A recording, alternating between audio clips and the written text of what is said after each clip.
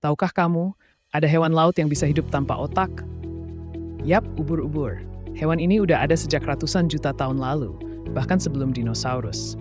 Uniknya, ubur-ubur nggak punya otak, nggak punya jantung, bahkan nggak punya tulang. Tapi mereka tetap bisa berenang, berburu, dan bertahan hidup hanya dengan sistem saraf sederhana yang ada di tubuhnya. Bisa dibilang ubur-ubur ini hidup santai banget tanpa ribet mikir. Gimana, keren banget kan? Kalau menurutmu unik, jangan lupa tekan like, subscribe, dan aktifin loncengnya biar nggak ketinggalan fakta seru lainnya.